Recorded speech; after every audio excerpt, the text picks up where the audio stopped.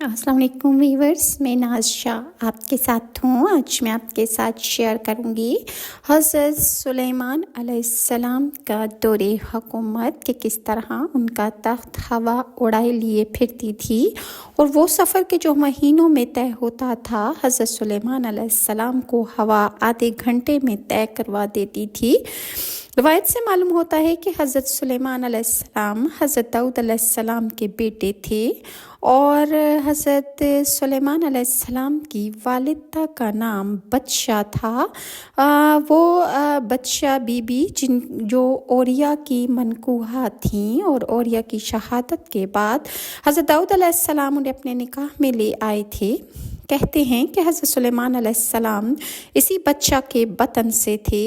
और बदशा को हज़रत दाऊद अलैहिस्सलाम ने एक दफ़ा नहाते हुए अचानक उनकी नज़र पड़ गई। आपको बदशा बहुत ज़्यादा पसंद आ गई तो आपने ओरिया को जिहाद पर भेजा और जब उसकी शहादत की खबर आ गई तो 1 साल ताज़ियत करने के बाद आपने बदशा को अपने निकाह में ले लिया और इसके लिए आपको अल्लाह ताला ने फरमाया कि आप ओरिया की कब्र पर जाकर उससे माफ़ी मांगें कि आपने उसकी मनकूहा से निकाह किया है। हज़रत दाऊद अलैहिस्सलाम 3 बार आपने कब्र पर जाकर ओरिया को पुकारा और उससे माफ़ी मांगी कि मैंने तुम्हारी मनकूहा से निकाह कर लिया है, लेकिन ओरिया की तरफ से जब जवाब ना आया तो हज़रत दाऊद अलैहिस्सलाम इस कदर ज़्यादा रोए कि 40 दिन आप सजदे में पड़े रहे और आपके आंसुओं से आपके इर्द गिर्द घास उगाई। फिर अल्लाह ताला की रहमत जोश में आ गई और अल्लाह ताला ने फरमाया कि ए दाऊद अपना सर उठाओ, मैंने तुम्हें माफ़ कर दिया है और ओरिया को मैं इसके बदले में जन्नत में महल अता करूँगा और ओरिया तुम्हें माफ़ कर देगा। लिहाजा कब्र में अल्लाह ताला ने ओरिया को उस महल का दीदार कराया तो ओरिया ने हज़रत दाऊद अलैहिस्सलाम को बदशा से निकाह की गलती माफ़ कर दी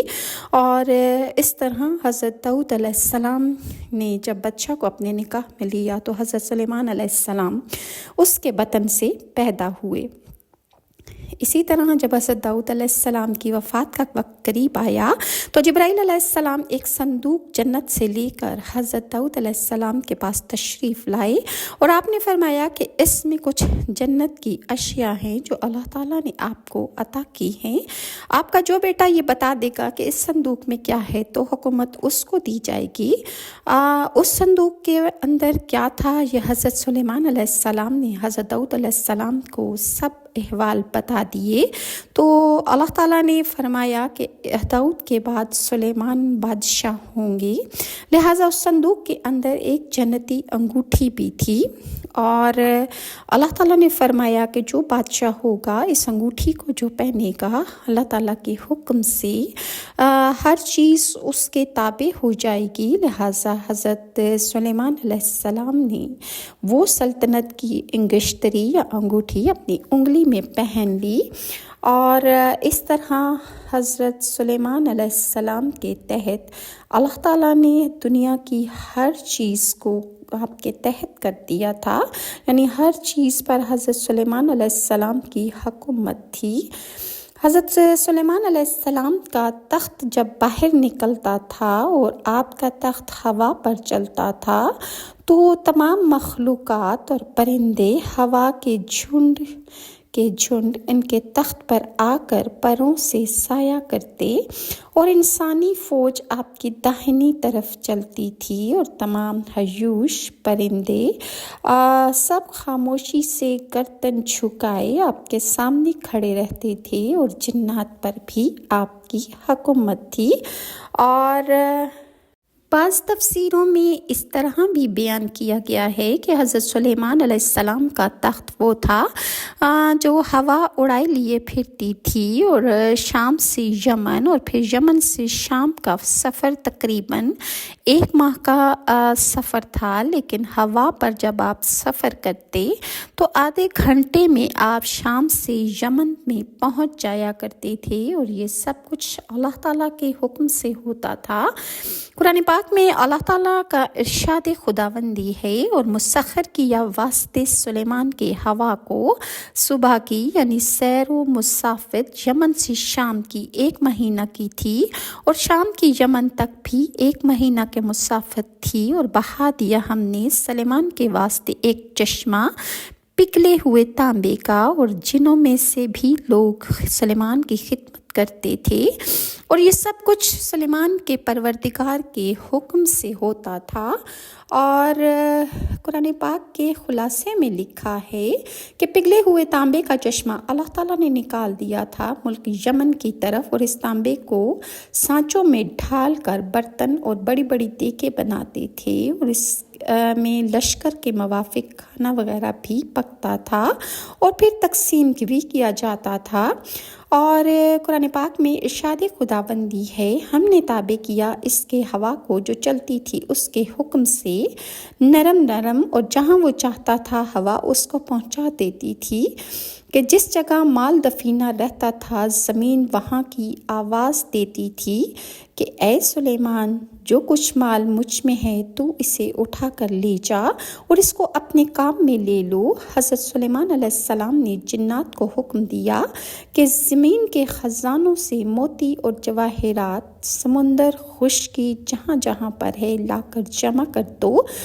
اللہ تعالیٰ نے حضرت سلیمان کی حکومت اس قدر وسعت پیدا کی تھی کہ جہاں کہیں زمین میں خزانہ ہوتا، زمین خود حضرت سلیمان کو پکار کر کہتی کہ میرے اندر یہاں پر خزانہ ہے، اور اے سلیمان تجھے جس قدر خزانہ چاہیے تو یہاں سے آ کر اٹھوا لے۔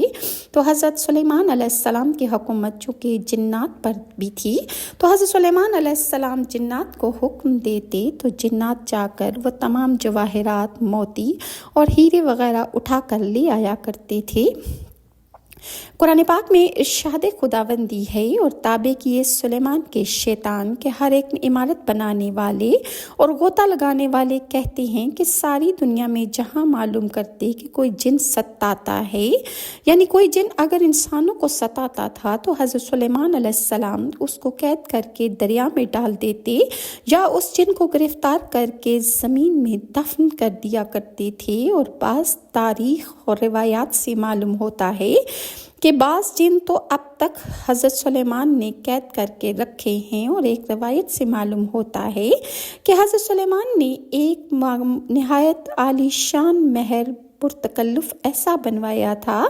کہ اس کا طول و عرض 36 کوس کا تھا، اور اس محل کی اینٹیں سونے اور چاندی کی تھیں، اور اس محل میں یاقوت اور زمرد جڑے ہوئے تھے، اور اس میں تقریباً 700 کوشک 700 حرموں کے واسطے اور 300 کوشک 300 بیویوں کے واسطے بنوائے تھے۔